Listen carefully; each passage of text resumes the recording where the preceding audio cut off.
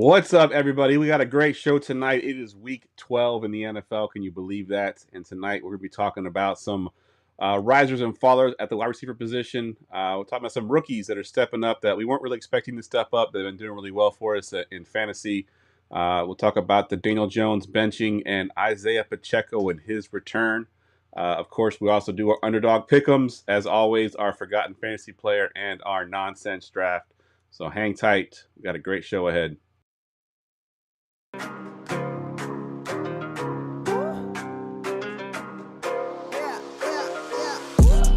Going for two, kickers are extra, I give them the boot. Ooh, going for two, sit back, relax while I grab me a brew. Ooh, now I'm reclining while putting my time and I'm ready to go. My spine is aligning and much my lineups, my bank account grow. I am so rich, but knowledge is all that I'm leaving it with. Ooh, listen to this, multiple options, how far can I get? Ooh, DFS Dynasty redraft tonight, I'm not finishing last. I'm finishing past any and all, I am looking to last. What else? This spot is popping and I am so locked in and only opening the door when it is opportunity knocking. And all of these spots keep on talking and talking. So what are we talking? What kind of alignment? And running it deep, even players forgotten or came from the bottom or hitting that top end. And this spot is popping, yeah, this spot is popping. And woo! This is the armchair, yeah. Put up your arms, yeah. Sound the alarm, yeah, yeah, yeah. Ooh. What is going on? Welcome to episode 407 of the Armchair Fantasy Show. I'm your host, of course, Geoff Lambert. You can follow me on Twitter at GeoffLambert77. Of course, we're part of the GoingFor2 Live Podcast Network. You can find us here every Wednesday at 9:30 p.m. on Facebook Live, YouTube, Twitch. We're also syndicated in all major podcast networks, and you can find us at GoingFor2.com. I'm here with my co-host, as always, Mr. Ryan Steerfoss. What's up, Ryan? Not too much, man. You know, right from football talk and about to enjoy the football playoffs. You gonna be there? No, you know that I'm not. I'm not in the play. You know that. Now, in my defense, I had to pick a kicker in the first round this year. I donated my first round pick, so I picked a kicker. So I had a little bit behind. I did finish a little over 500. I just didn't make it in the points column. So I'll take it though. Also joining us tonight for the first time, Mr. Gabriel Sanchez. He is a contributor for Dynasty Degens, and you can follow him on Twitter at TheEquinoxFF. What's up, Gabe? Hey, how you guys doing today? Thanks for having me. Absolutely, man. So give us a quick rundown of what you do over at Dynasty Degens. So I do a lot of just random content. We're going to be doing a Dynasty rankings pretty soon. And then I do a lot of, we have like a Discord that we all go to. And we also, I'm in a bunch of sleeper leagues.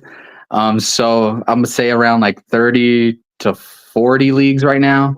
Wow. And yeah, I got a problem.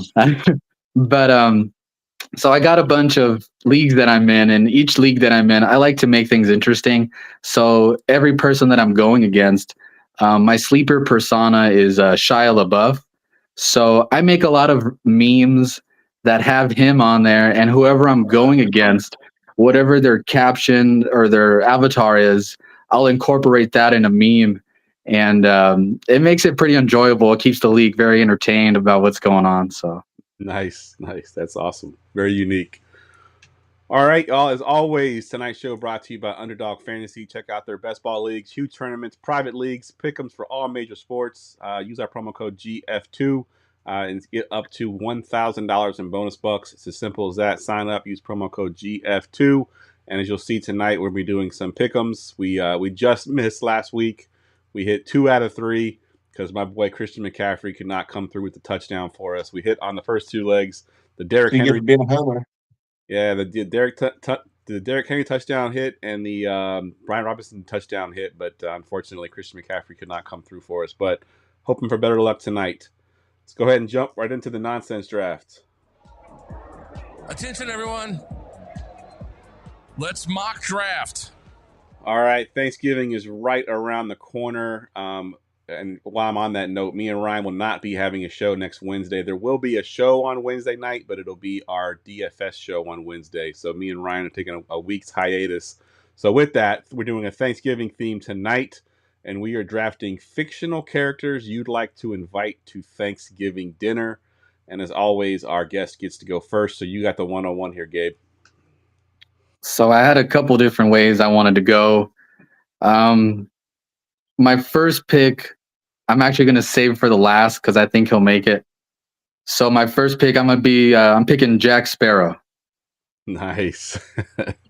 I need the rum and the whiskey. He can bring it all over.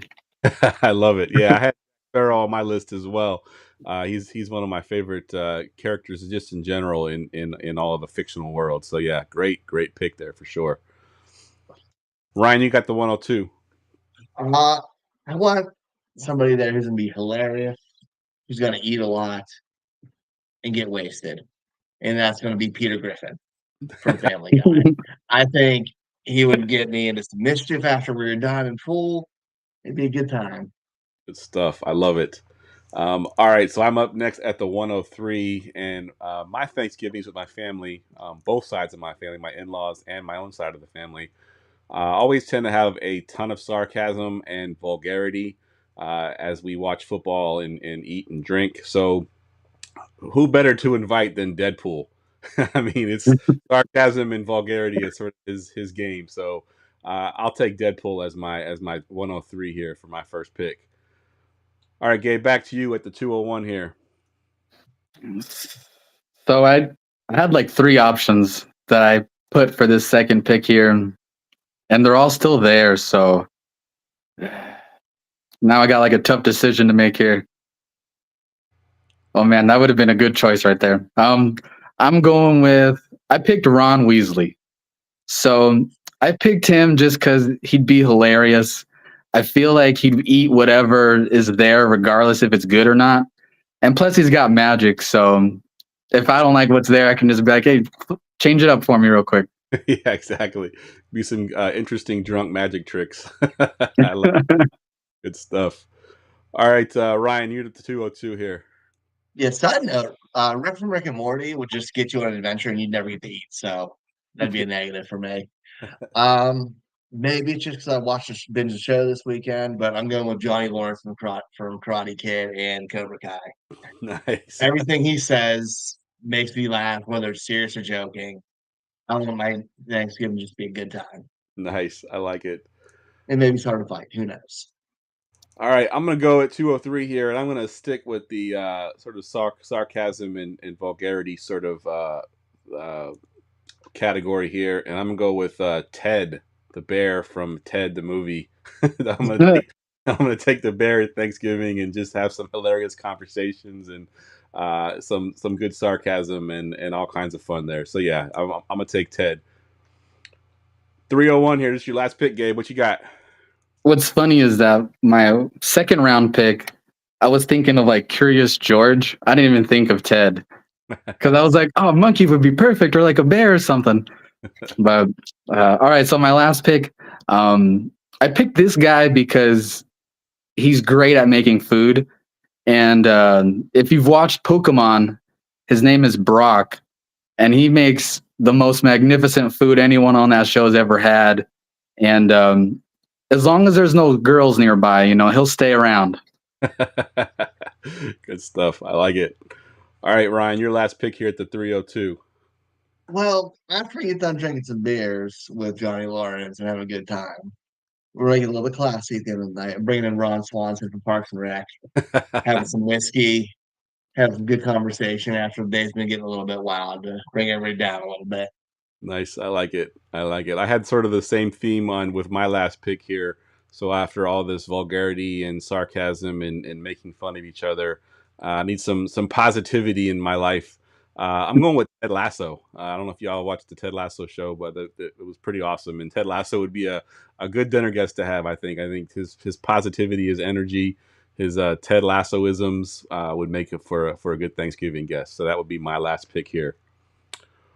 All right, that wraps up the nonsense draft. Let's go ahead and jump into fantasy roulette.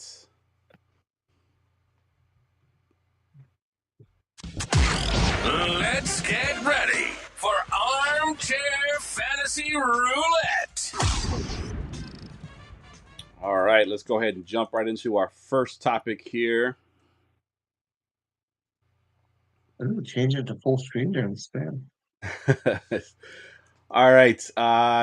This one is from NFL Updates at JZIII on Twitter. He says, "I'm starting a dynasty league next year. My plan is to tank early and invest in a young team and players. Hopefully, get 3 or 4 year win streak going. Assuming this mindset, how would you go about it? Who to target? I was thinking guys like the Chargers, McConkey or Quentin Johnston." So Ryan, I want to go to you first here. So this guy's he's thinking about tanking his first season essentially, and going with with young players, stuff like that. What are your thoughts on that strategy, and who would you target? Ooh, honestly, I hate that strategy. To put it nicely, like I get it, but the thing is, you're playing for money in most cases, and while winning 3 years in a row, 4 years in a row sounds really good on paper, if you don't have elite talent early on, it makes it hard. If you're going to go that route, I'm trying to hit on the rookie class wide receiver this year, whether it be Marvin Harrison, Neighbors, going down Ron Johnson, like anything like that. I don't mind the McConkey thing. I'm just trying to load up on receivers. I might reach on Brock Bowers at this point, even though I think he's going to be close to the first round pick by the time we're drafting next year, anyways. And that could possibly be the case. But the other thing I'll be doing this would be trading back in points where you think veterans are going to be picked. But do not try to lose on purpose. Try to, if you want to build young players, but don't play it for the future. Still get guys who are going to help you win now because elite's elite. And if you're playing to try to, hopefully it comes around, it may not. You want guys who you're never going to hit, so you're going to take those high upside guys and not just dart throws. Yeah, I think I tend to agree. Like, I don't think going into it, with the intention to tank in year one is the right way to go about it. I think, Ryan McDowell coined the phrase "productive struggle," right? Like, Yeah. I think that's sort of a way to go about it, where you're still good enough to compete, but you do have a lot of young guys. What about you, Gabe? What are your thoughts on this strategy in general, and who are some guys you'd want to target here that are young? So for sure, if I just want to load up on youth, I would definitely trade back. That's usually my strategy. Every startup draft is I'll try to trade my first and get a haul if I'm lucky. If not, I usually just go for rookies. But I feel like a lot of people have been doing that recently, like in startup drafts, and it makes it real tough. So if I can, I usually just target wide receivers for the first couple rounds if it's single quarterback, just because to me, wide receivers have a longer dynasty life. So if I'm planning not competing, then I would target running back late and just focus on my other positions, wide receiver, quarterback, then tight end, and then lastly get some vet running backs. And usually, since next year is a great running back class, it should help you if you have that 101 or if you have a couple extra first round picks. So it can make you a contender real quick too if you plan it right. Yeah, I think the problem with going with that strategy is you have to hit on all of those young players, and if you don't, then you're going to set yourself back quite a bit. Ryan, I'll go back to you. You got something else you want to talk about on this? Yeah. If you're looking at the way ADP is right now, out of the top 24 players in Dynasty, single QB, out of the top 24, only 3 of them are over the age of 25. Everybody's going young players. Young players are stars right away now. We're seeing these early breakouts. You're better off getting those young players now and trying to win in the later rounds anyways, which is the strategy most people do, because that's why Derrick Henry fell to the 7th round in rookies in dynasty startups. That's why Saquon Barkley fell 3rd round, way higher than he should. Like, you see guys fall who shouldn't because of that. Right now, Christian McCaffrey is the 4th round ADP. Like, everybody's using this strategy. There's no real advantage to it at this point. Like, just draft good players, and whatever happens, happens. Yeah. I was just going to say, you mentioned wide receivers, Gabe, and I think that's a good way to build, even with the productive struggle, is you go, in single quarterback leagues, go receiver early. Obviously, if it's sleeper flex, you go quarterbacks early.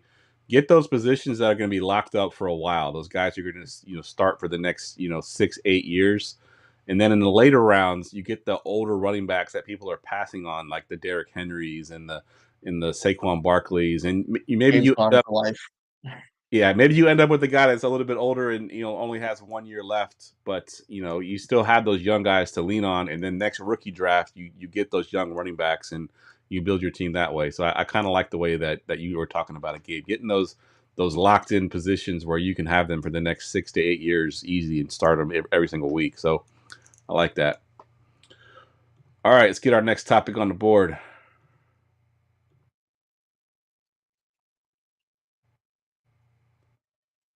All right, this one's from JJ Zacharyson. He's talking about Terry McLaurin only saw a 6.3 target share against the Eagles, falling well below his mark of 15% for the first time this season. He scored just 2 PPR points, and he hadn't been below 13 points since week 2.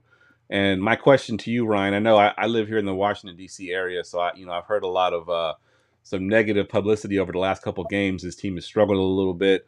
I know you're a big supporter of Terry McLaurin. Are you worried at all about Terry McLaurin in his last game that he played? Is this a sign of things to come, or are you think he'll be okay? It's one game. Like, we're talking a blip on a season where he's been consistently good. It's not worth worrying about to me. Like, it happens to every receiver.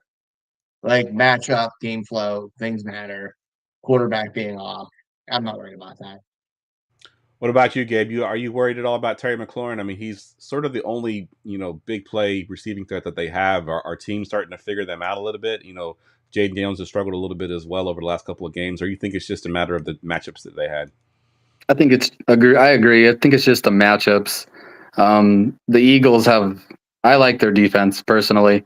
If they go up against the Lions, I expect the same thing. I don't expect Terry to get much production, so I'm not looking too much into this. I'm going to start him again this week, no problem. Yeah, I agree 100%. Now, I play DFS, and we look a lot at secondaries. And earlier in the season, the Eagles were a secondary that you wanted to target, and play receivers against. But I think since week 4 or week 5, they've really turned it around and become a really good secondary. And I think that goes to how Terry McLaurin's game went, and I think that's why he struggled. But they got a pretty decent matchup this week, so I do like Terry McLaurin to start this week, and I'm not worried about him at all. I think he'll be just fine. All right, let's get our next choice on the board here. This one is from Sal Vitri DFS, talking about Jonnu Smith. Obviously, we know that the tight end landscape has been sort of a shit show this season, but he's now earned 6+ targets in 5 of his last 6 games. And he's coming off his best game of the season. And also, I don't know if y'all have seen that crazy story, that the touchdown pass that he caught, he just randomly threw it up in the sky as high as he could, and it happened to land right in the lap of his oldest son, who was in the stands. He had no idea that where he was. He just literally threw it in the air and landed right in his lap on his oldest son. Pretty cool story. But I'll go to you first on this one, Gabe. Give me your thoughts on Jonnu Smith for the rest of the season. Do you think this sort of production can continue? Yeah, I mean, I've tried to deny it, but the last 2-3 weeks, he just keeps putting up them numbers, and I'm not sure if it's just the quarterback's a little, nervous to throw it deep or stay in the pocket too long or not. But if as long as I don't see nothing change in this next week, I'm just gonna keep assuming that he's gonna keep getting the same amount of targets, and I'm just gonna keep riding this wave until it crashes and I go down with it. Yeah, exactly. What about you, Ryan? What are your thoughts on Jonnu Smith for the rest of the season? You think it's just a blip on the radar, or do you think this continues? Target chasing is real, man. Target's 8, 7, 6, 6, 4, 8. I trust that. Yeah. At a position where there's no trust and no consistency, I trust that. 100%. I think he's sort of taken a little bit of shine off of Jalen Waddle a little bit. I think he's been more. Jalen Waddle, you can't even start him right now. Yeah. 100%. No, dude. You can barely trade him. Yeah. Trust me, I have him in my home. No one wants him, so it's tough. Yeah, I think I'm with you. I think I like Jonnu Smith a lot. I've actually called him out in the last 2 weeks on my DFS show too, as a guy, because we look at targets, especially for the tight end position, and he's been getting the targets. And I think this offense is slowly starting to gain steam. They had a really good week this past week. And I think wheels are up for Jonnu Smith, who's an athletic tight end and really fits into this Miami offense, that has speed at every position. For a tight end, he's athletic and he's fast. So I like Jonnu Smith a lot going forward. So if for some reason he's still out there in waiver wires, you need to go grab him quickly. Definitely. All right, this one is from PPR Fantasy Tips, and he just has some quick thoughts here, post Week 11 quick thoughts, and this one's about JSN. He says JSN has finally taken over the wide receiver 1B in Seattle, of course, meaning that he's finally taken over Tyler Lockett. And really, over the last couple of games, I think he's even actually outdone DK Metcalf. Are we sure it's not 1A? Yeah, I would say he might be the 1A. That's exactly what I was talking about. He might be the 1A. I think he had 10 targets this past weekend. He's up 16 targets on the year. He's a beast right now. What are your thoughts on JSN, Gabe?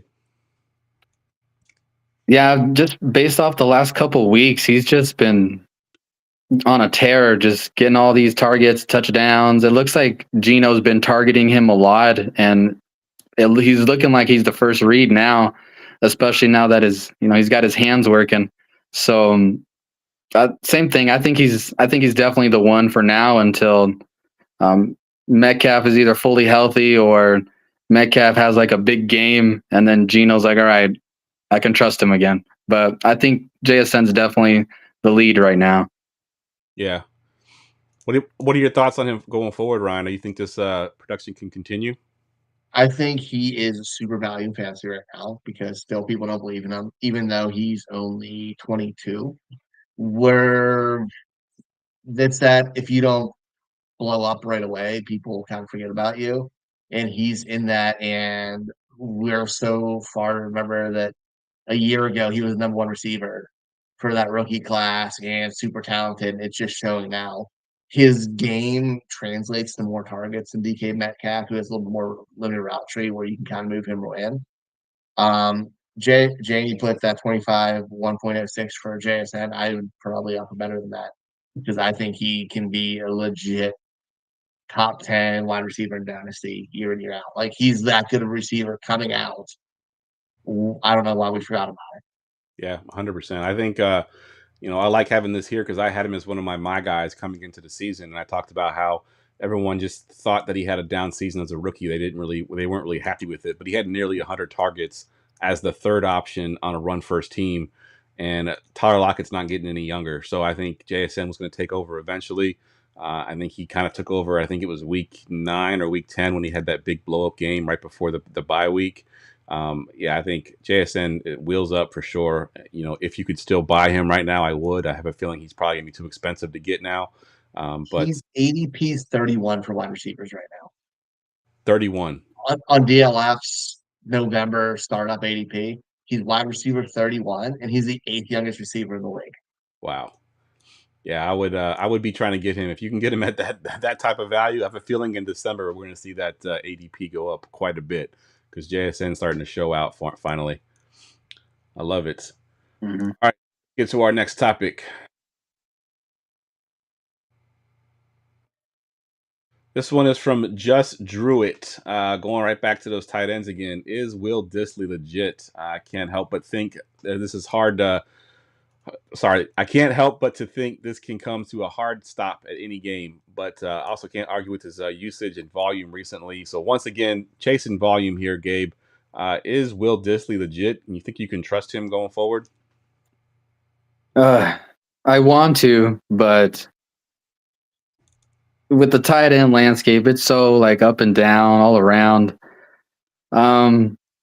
If I needed him as a flex, I wouldn't mind plugging him in, but if I got another option, he's not someone that I'm gonna be like targeting right now.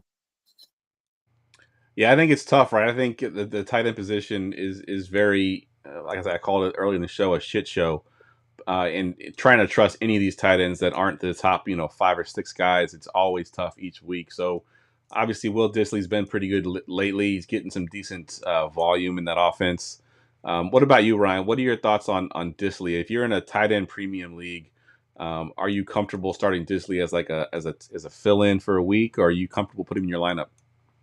Yeah, as the fill-in for the week, like a streaming option, I guess so. I'm not really confident in anything in at that position outside the like top five guys right now.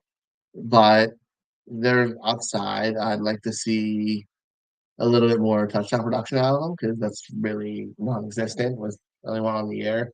And with the way that position is, that's going to keep you down. The targets are nice, but if you're not getting red zone targets, it's a whole different ball game. Yeah. So that's what's kind of keeping his value depressed a little bit. So unless it's a really good tight end matchup, I don't love him. But if I'm streaming and that's what's there, that's what's there. Yeah, I think as a streaming option for sure in redraft leagues, I think he's definitely an option. I think it's matchup based. You'll have to look at the matchup each week and see if he's something you want to put in there. But I Let's think start this week. like week 12 coming up, or the week we just passed. I'd start him come up against Baltimore. Oh yeah.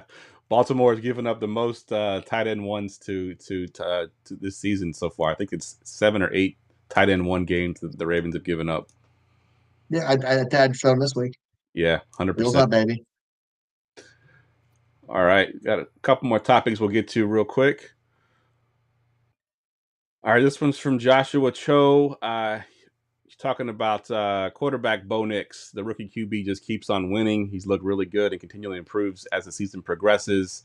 He lit up the Falcons for 307 passing yards, 4 touchdowns, both career highs. And he gets another good matchup in Week 12 against Las Vegas. This one's a dynasty question. So obviously, Bo Nix took a lot of hits sort of coming into the season. Is he going to be a quarterback that we can start week in and week out? And he's been one of the better rookie QBs right now. Are you buying that, Ryan, for Dynasty right now? Do you think this is the production that we can see continuing? I'm going to say, first off, I was wrong about Bo Nix. I was really down on him coming to this season because he was on a prospect and like a screen monger in college. But dude, he's good. He's making all the throws. He's doing it without not the best wide receiver core. Like he has some talent, but not a ton. He's impressive. I think he's the top 10 to 12 dynasty quarterback now. Like I'm comfortable putting him over some guys who, and I'd probably take him over some guys who might be surprising. Yeah, I like it. What about you, Gabe? What are your thoughts? Yeah, I'm a Falcons fan, so I saw the game and he picked them apart, and he's definitely like dynasty wise. I'll give a little spoiler. I have him in front of Caleb Williams right now, just because he doesn't have like all the weapons, but he's still producing, still putting up all these top 10 quarterback numbers. And if he can just get like someone else besides Cortland Sutton, if he had like a Marvin Harrison Jr. or somebody like an elite wide receiver, I can just imagine he could be quarterback one. So I'm definitely buying him if anywhere I can, if he's still cheap, but that's like 4 weeks ago. Yeah, so exactly. If you got him, I'm excited if you got him. Yeah, I just pulled up the DLF's quarterback ranking. Now this is just one quarterback leagues, but he's currently QB 20. Now, granted, this is November, so they do this in the beginning of November. So we're at the end of November. He's played some good games since then, so I have a feeling that ADP is going to rise up. Let me give you a couple of names, Ryan. Ask me who you're taking over Bo Nix. So let's just do rookies first. Bo Nix or McCarthy? Bo Nix. Bo Nix. What about Bo Nix or Anthony Richardson? I'm leaning Bo Nix, but it's yeah. What about you, Gabe? Do the same too. Bo Nix and McCarthy. Which one you taking? Bo Nix over McCarthy. What about Bo Nix and Anthony Richardson? That one, I'm the same. I'm like on the fence. If Richardson can play like how he did last week and actually, throw some targets to receivers, then I would go with Richardson just because of the rushing. I feel like he would rush more. But as of now, I definitely have to pick Nix. What about this one? This is a tough one. Bo Nix or Drake May? I pick Nix over May. Nix over May. What about you, Ryan? Knicks. Knicks. Yeah, I think so too. I think it's slightly Knicks. I think May has a good advantage because his team's got a ton of cap space. They can sign some more talent this offseason. I'm not familiar with Broncos cap space, so I don't know how well off they are. But I yeah, think the Patriots are still going to be a run first defense team. Being they have a defensive player as a coach, like I just don't think it's going to be lead to 100 fantasy points. Where I think Bo Nix is always going to kind of sling it. yeah. Let me do one more. Let me get a veteran guy that's sort of in a new offense now and is not quite passing as much as he was before. Bo Nix or Justin Herbert, Ryan? So that's Justin Herbert. I was really thinking you were going to say Jordan Love because I wanted to. I was going to say Bo Nix, Oh, but I think it's Delaney Jordan Herbert. Love. Huh? I like that. I really think I am on Bo Nix over Love, which might be a little controversial. When I first said like I view him over some players, he's one of the ones. Good stuff. I'll pass both of those names to you, Gabe. Bo Nix, Justin Herbert, or Bo Nix, Jordan Love? Where are you going with those two? I got Herbert over Knicks just because I just like how Herbert's been producing. The first couple weeks were a crapshoot, Yep. but he's definitely turned it around a lot. And that's what I was hoping for. I was hoping he would just have more quality targets. With him and Love, oh man. I would have to go with, if I'm rebuilding, I would have to go with Knicks. If I'm contending, I want Love. Yeah. Yeah, I think I'd have a hard time putting Knicks over Love yet, but I can definitely see the path where that could happen. All right, let's get to another topic here.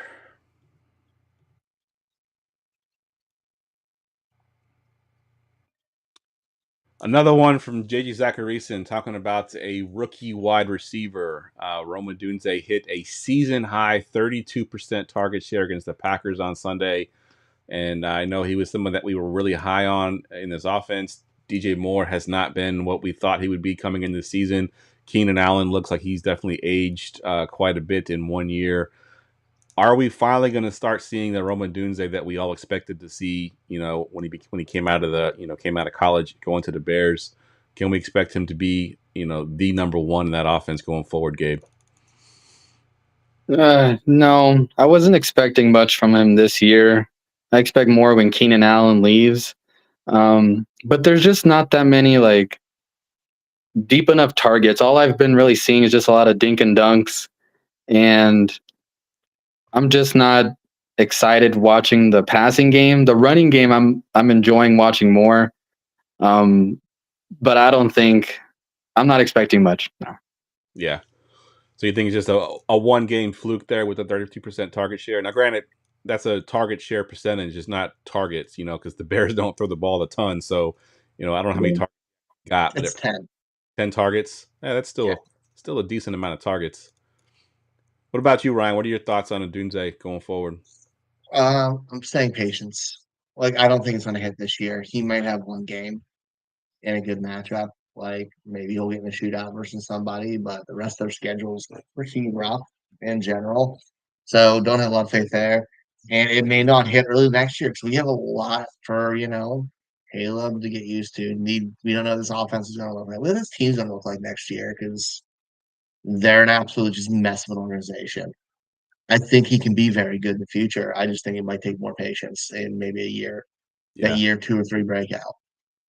Yeah, I think I tend to agree. I think that offensive line is bad. We all assume that the coach is not going to be there next year, which means a whole new offense coming in. How's that going to look next year? I think it's going to be a tough road for Rome Odunze, but if you took him in Dynasty, I think just patience. I think when you drafted him, you probably assumed you weren't going to get him right away, but just hold tight. I think the breakout is coming. If you watch that last game, he made a catch that reminded me of why we took him so high in Dynasty. It was a ridiculous, sort of comeback route. It was the throw wasn't quite where it needed to be, but he made a ridiculous catch for a first down. Managed to keep his feet in bounds. So that's the guy that we expect to see. Hopefully next year, if not in 2 years. All right, let's see. We got time for some more topics here. Let's get another one up on the board. Jamie's question, Ted McMillan, baby. Oh, here I'll pull Jamie's question up on here. He's got who? McMillan, the rookie wide receiver coming in. Give me McMillan, baby. He's nasty. You like McMillan over Odunze? Yeah, I think he's really explosive. I think he's going to be a playmaker. I think he's going to have draft capital back in. Oh, nice. Okay. And the situation might be better, honestly. Can't Yeah. get much worse than that Chicago one. Yeah, good point. And Chicago's never really had a good passing game in their history of their franchise. So, good point. All right, we got another one from JJ Zacharyson. From weeks 1 through 7 in games where Christian Watson was active in running a good number of routes, he averaged a target share per game of only 9%. Over the last 3, he's been 22%, 19%, and 24%. So a larger sample size than we had with Rome Odunze.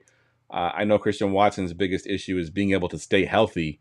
But if he's healthy, Gabe, can we assume this kind of production going forward as far as the target share? Yeah, I'm actually starting him in a few leagues this week. I think it's going to continue as long as he can stay healthy. That's the hardest question, though, if he can stay healthy. Yeah, that is definitely the big question right there. What about you, Ryan? What are your thoughts on Christian Watson going forward in this level of production he's got for you? I don't trust back receivers in this time. Like he's George loves spreading the ball very well. Like he's definitely struggled this year, but if you're looking down like the players, like the targets amongst players, yeah, 49, 47, 44, 40, 31, 29. Like that is spread out as well as you can be. And if he's doing that, you might have big gains, but consistency is really, really hard to come by. So I don't trust that. Yeah, I think on a game to game basis, matchup basis, you can probably look at Christian Watson as a startable option, and that target share is nice. But like you said, it could change because I think Jaden Reed earlier in the season was getting that kind of target share, and now he's I think he had 2 targets this last game. Very tough to trust anything in that offense right now with the way he spreads the ball around. It's sort of matchup based, and who can they exploit? And Christian Watson was the one they used the last 3 games, but it could be a different guy next week. Who knows? Let's see. We got time for one more topic here. This one is from JJ Mizer on Blue Sky. What are you expecting the Chiefs running back share to look like when Pacheco returns? Do you think we'll see a full pre-injury workload by the end of the season? So 2 questions there. Obviously, he's coming back this week. We think he's going to be playing in this next week's game. Kareem Hunt has looked really good. Pacheco looked good before he got injured. They're very similar running backs. I think Kareem Hunt might be a better pass catcher as far as a route running ability, but Pacheco did catch passes when he was back there as well. I'll go to you first on this one, Ryan. How do you think this shakes out initially, and do you think Pacheco ever returns to his pre-injury workload? I think it'll be a couple weeks. I don't think it's gonna be the first week back. I think we might have to wait. I think they'll ease him in. Any reason not to rush him because he's not an idiot, unlike a lot of coaches. But I think we can see a 60-40 to 70-30 split in Pacheco's favor. Like obviously Hunt's still gonna get some action, even though they've been known for just going with one back. I think Pacheco runs hard enough and they really like him and trust him down the line as a playoff runs where you can believe in them. Only thing is, if they have the playoffs locked up and that first round bye close to locked up for your fantasy playoffs, that might not be good business.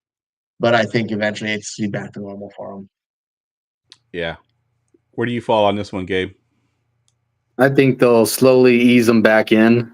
I'm expecting them just to run Hunt to the ground for these next couple weeks and then give Pacheco, a game here and there, a couple snaps here and there, but save him for the playoffs. And then that's what I'm thinking. Just based off of how Hunt's been these last couple weeks, they've just been feeding him like nonstop. Yeah, they absolutely have. And I think you're right. I think there's no reason to rush Pacheco back. I think maybe he gets his feet wet this week and slowly increase it a little bit more. And eventually I think Kareem Hunt, who doesn't quite offer the same explosion that Pacheco does, right? I mean, Kareem Hunt's been getting a monster workload, but I don't feel like there's the opportunity for Hunt to ever take it to the house, right? We're not getting a 60-yard explosive running play with Hunt, where I think Pacheco has that ability in him.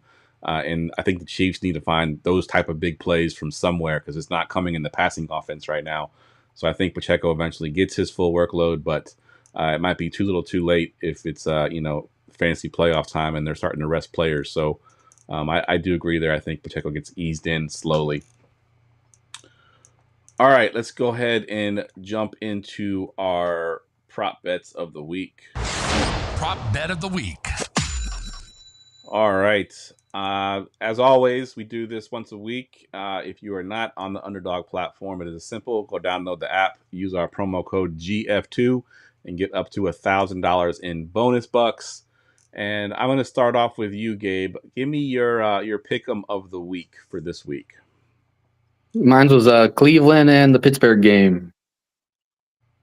I picked for my bet.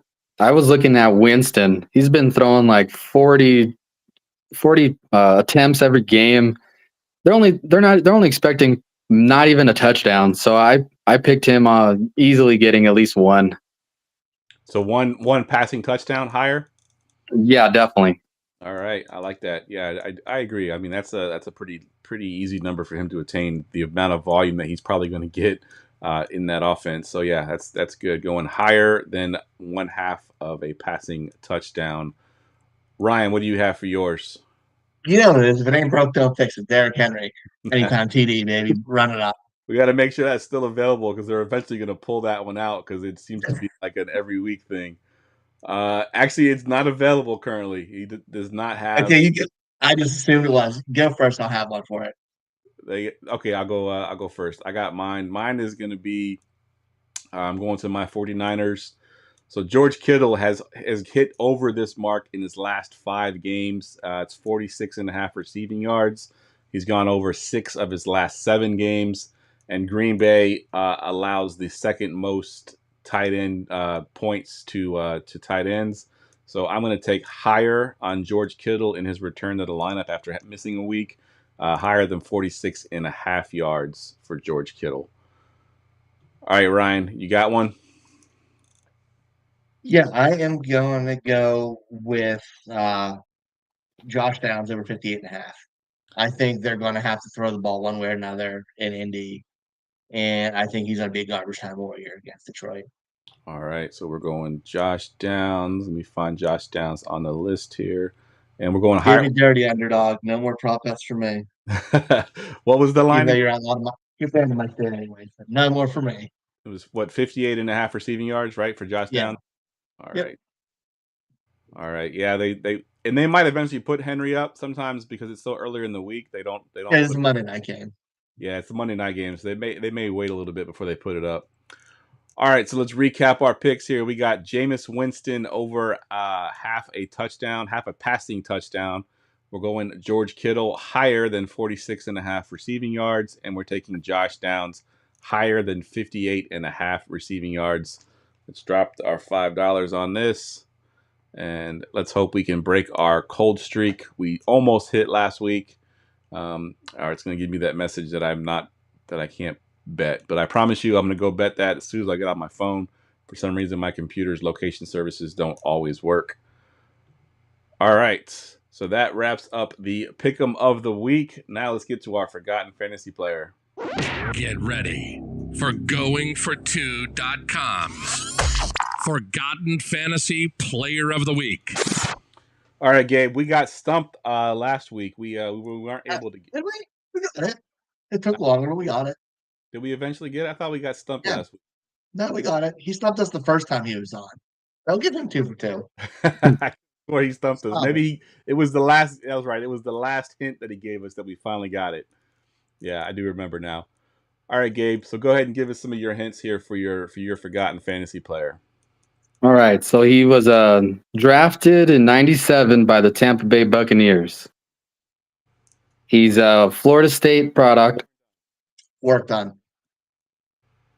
Did we both get it or no? Yeah, he got it. Work done.